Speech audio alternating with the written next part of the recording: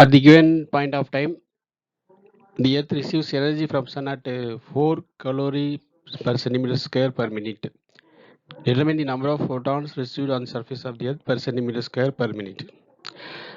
ஒரு particular given point of டைமில் வந்து என்னென்னா எர்த் வந்து சன்லேருந்து என்னென்னா 4 கேலரி இப்போ சென்டிமீட்டர் ஸ்கொயர் பர் மினிட் அளவுக்கு என்னென்னா எனர்ஜி ரிசீவ் பண்ணுது. இப்போ number of photons received on the surface of the earth per centimetre square per minute கேட்டிருக்காங்க.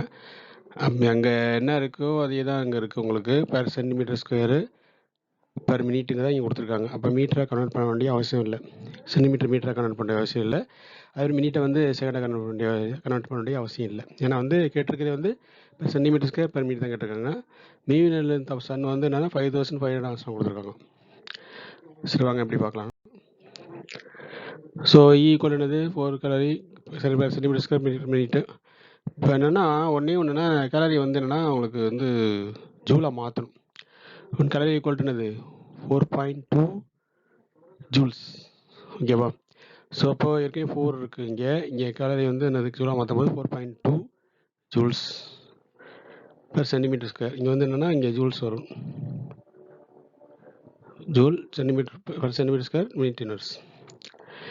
சரி, இப்போது லாம்டா ஈக்குவல் டு என்ன கொடுத்துருக்கு 5500 ஆங்ஸ்ட்ராம் கொடுத்துருக்கு. ஸோ இது 10⁻7 மீட்டருக்கு மாற்றினோன்னா மல்டிப்ளை டிவைடட் பை 1000. இப்போ 5.5 × 10⁻7 மீட்டர் வரும்.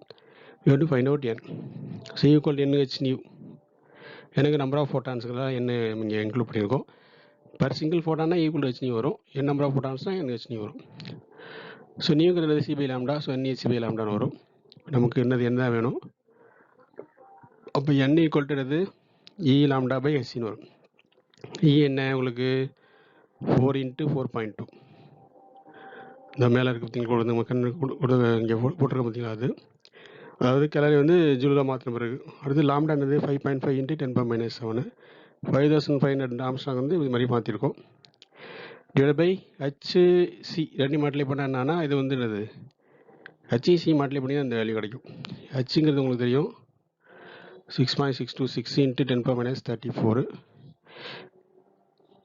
அதே மாதிரி என்னது 3 × 10⁸ வந்து உங்களுக்கு வேல்யூ ஆஃப் சியோட வேல்யூ. ரெண்டையும் மல்டிப்ளை பண்ணிங்கன்னா உங்களுக்கு என்ன கிடைக்கும் 1.988 × 10⁻25 கிடைக்கும். நம்ம அதை நான் வச்சுக்கிட்டோன்னா உங்களுக்கு வந்து என்னது ஃபாஸ்ட்டாக கால்குலேட் பண்ணுறது ஈஸியாக இருக்கும். அதாவது அப்ஜெக்ட் டைப்புக்கெல்லாம் உங்களுக்கு யூஸ்ஃபுல்லாக இருக்கும். நீட் போன்ற காம்படிட்டிவ் எக்ஸாம்ஸ்க்கு வந்து சேவ் ஆகும் டைமு.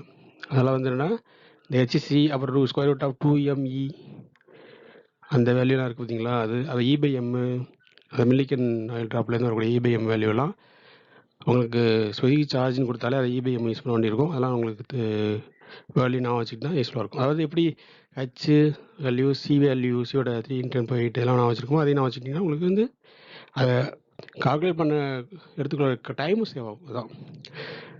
ஸோ அப்போ மேலே உள்ள டைம்லாம் மல்டிப்ளை பண்ணி கீழே டைம் டிவைட் பண்ணிங்கன்னா 4.65 வரும் × 10⁻19. ஓகேவா? This much amount of photons per centimetre square per minute வந்து உங்களுக்கு மீட் ஆகுது. தேங்க்ஸ் ஃபார் வாட்சிங். கீப் வாட்சிங், சப்ஸ்கிரைப் அண்ட் ஷேர்.